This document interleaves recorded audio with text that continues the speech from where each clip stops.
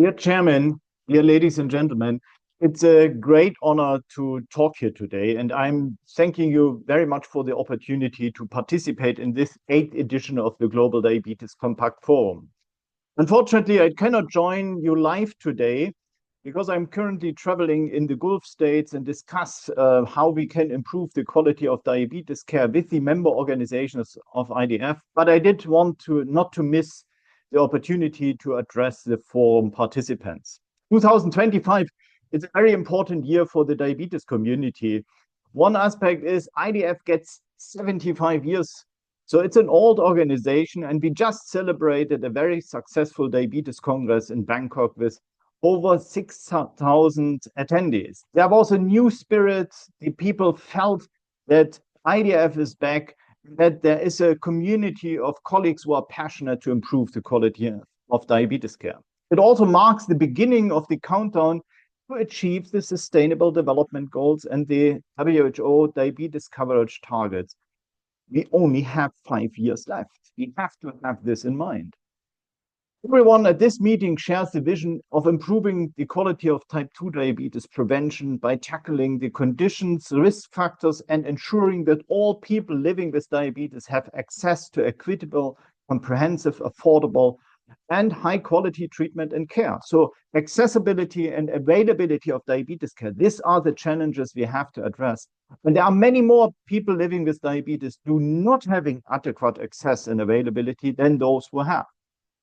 The collaboration between WHO, IDF, and the entire diabetes community will be more important than ever in these years to come to achieve these targets if we are willing to achieve our shared targets. However, the situation is complex.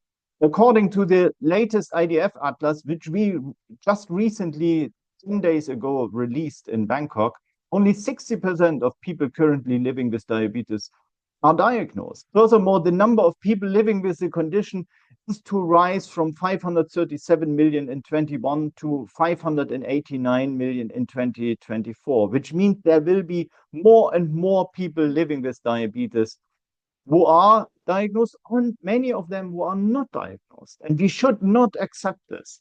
Therefore, the 80% diagnosis targets in 2030 can only be achieved if significant resources are dedicated to the improving of the detection of diabetes and doing more to prevent the condition. So if we are looking especially into Southeast Asia and African countries, many people living with diabetes, especially children with type 1 diabetes, are misdiagnosed, for example, as malaria, and not getting treatment and die because of the condition. We should not accept this and put all the resources together to achieve the 80% target. Also, we cannot forget that diabetes is an important contributing risk factor to other conditions. Close to 1 in 4 people with diabetes will have some form of retinopathy, and people with diabetes have a 56% higher risk of dementia compared to those who do not have diabetes. And those with type 2 diabetes have a 72% higher risk of heart attack, 52% higher risk of stroke, and 84% higher risk of heart failure. So diabetes is a driving force for multimorbidity. IDF does not use these figures as a scare tactic. We use them to make governments understanding the need to invest in taking a holistic approach to diabetes and integrate it into primary healthcare. Preventing all these conditions is only possible if we reach the targets on achieving a good glycemia, a good glycemic care, and blood pressure control, and lipid control, and assuring access to cardioprotective medication for people living with diabetes over 40 years of age. And let's not forget one of the biggest injustices in today's societies. Therapeutic insulin was discovered more than 100 years ago. I think it's 102 years ago, but remains unavailable and unaffordable to thousands. I would say to 10,000, to 100,000, and maybe millions of people living with type 1 diabetes worldwide. As I said, many of them are misdiagnosed and do not even get access to the care. The diabetes coverage target of 100% access to affordable insulin and blood glucose self-monitoring for everyone living with type 1 diabetes is a human right, and all the governments must work towards achieving this target, joining the forces, working together, because we will save life by investing in achieving the 100% target.